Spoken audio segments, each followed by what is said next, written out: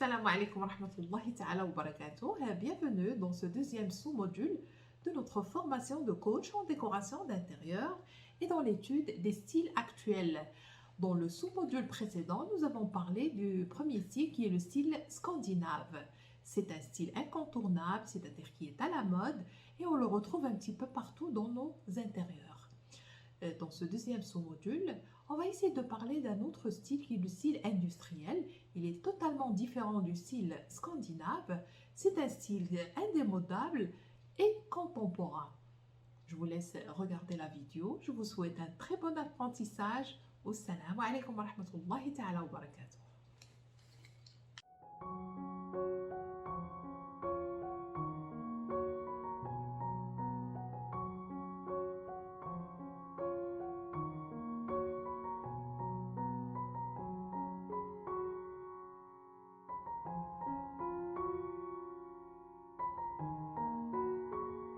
Le style industriel est un style indémodable et contemporain qui s'inspire des ateliers et des usines du monde ouvrier américain du début du XXe siècle. C'est un style qui demande des matériaux et des matières brutes, du mobilier lourd et robuste. L'ambiance qui en sort est chaleureuse avec une note masculine. Même si ce style convient parfaitement aux grands espaces, il s'intègre bien dans tous les intérieurs. Les matériaux de prédilection sont des matériaux bruts et naturels comme le bois, le métal, le cuir, le béton, le verre, l'inox et l'acier. Il est impensable d'utiliser des matières plastiques ou du bois laqué. Pour une réelle authenticité, il ne faut que des matériaux bruts et robustes. Par exemple, pour les sols, le mast est sans conteste le béton ciré dans les tons gris ou un parquet à la finition brute. Pour un budget plus serré, vous pouvez utiliser des dalles vinyle à effet, mais en aucun cas du carrelage qui est trop froid. Le parquet en bois clair n'est pas conseillé non plus.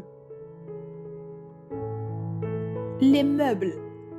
Concernant les meubles, ils doivent être solides et fonctionnels. L'idéal est le mobilier d'usine détourné ou recyclé. Vous pouvez créer une table basse ou une tête de lit avec des palettes.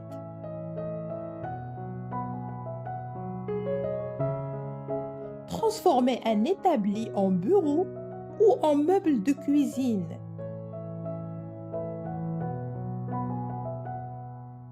Les meubles neufs sont à éviter ou alors il faut les vieillir avec de la patine. Le mobilier peut se dépareiller avec par exemple 6 chaises peintes de couleurs différentes ou de structures différentes autour de la table de la cuisine.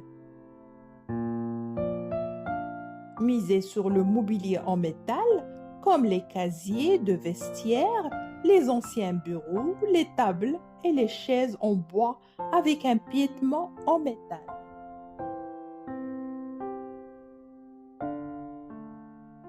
Côté salon, optez pour un canapé et un fauteuil en cuir style fauteuil club de l'époque Art déco.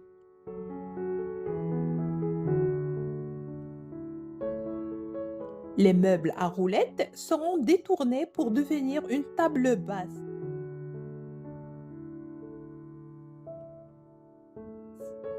Un meuble de rangement ou encore un meuble télé.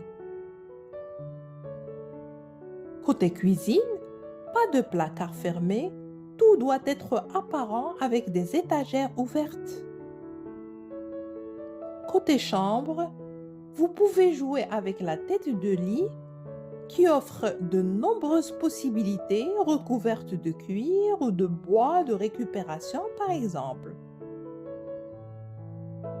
Les couleurs du style industriel sont sobres dans l'ensemble avec une touche de couleurs vives. Le noir, le gris, le beige sont de mise. Pour la décoration, vous pouvez ajouter une lampe jaune ou un tapis coloré pour adoucir et personnaliser.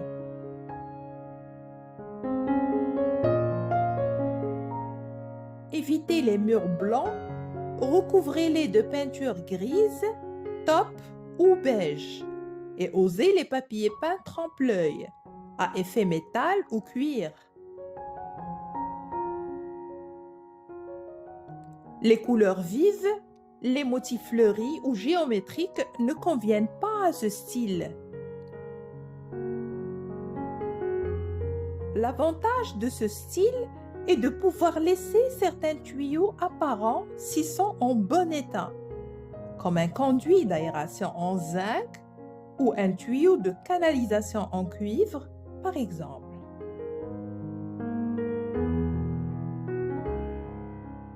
Le top tendance de ce style est la verrière. Cette séparation en acier et verre, esprit atelier, est idéale pour créer une nouvelle pièce sans faire de gros travaux ou pour cloisonner sans enfermer. Enfin, les objets décoratifs sont généralement chinés, miroirs anciens, plaques de commerce en email, etc. Sinon, de nombreuses enseignes de décoration proposent des reproductions d'objets typiques de ce style.